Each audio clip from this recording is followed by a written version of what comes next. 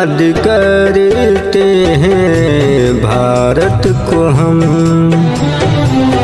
बहुत याद करते हैं भारत को हम। मिटा देंगे जिंदगानी, मिटा देंगे जिंदगानी, करेंगे न गम, बहुत याद करते हैं भारत को हम।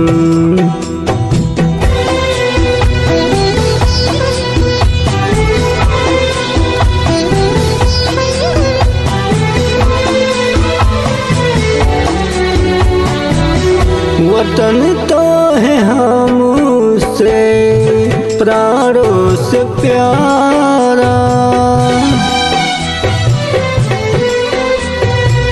वतन तो है हमसे प्राणों से प्यारा।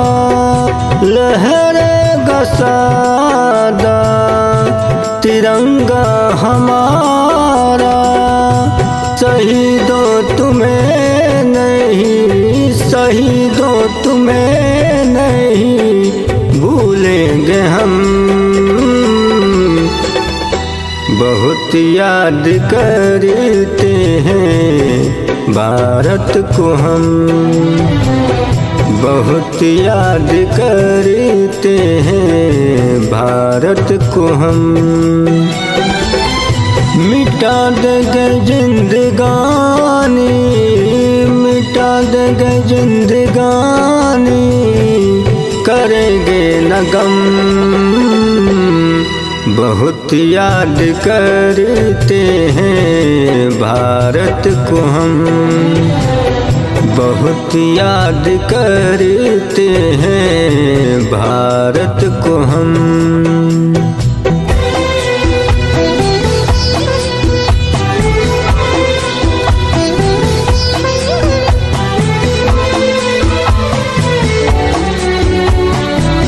हिमालय है प्रहारी तो गंगा है पावन, हिमालय है प्रहारी तो गंगा है पावन। माँ सरस्वती का आंचल है दामन, क्यों ना अमर रहे, क्यों ना अमर रहे वंदे मातरम, बहुत याद करते हैं भारत को हम, बहुत याद करते हैं भारत को हम। मिटा देंगे जिंदगानी, मिटा देंगे जिंदगानी, करेंगे न गम, बहुत याद करते हैं भारत को हम, बहुत याद करते हैं भारत को हम।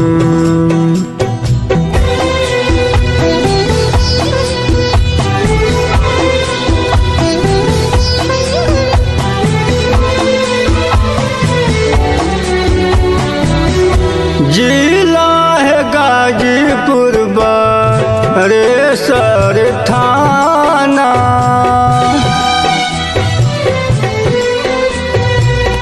जिला है गाजीपुर बरेसर थाना।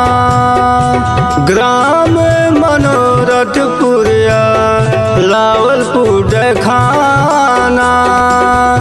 जय राम शहीदों को, जय राम शहीदों को करता है नमन,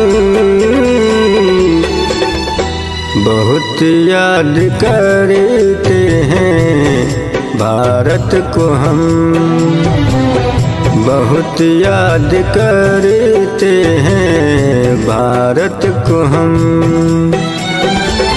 मिटा देंगे जिंदगानी, मिटा मिटा देंगे जिंदगानी, करेंगे न गम।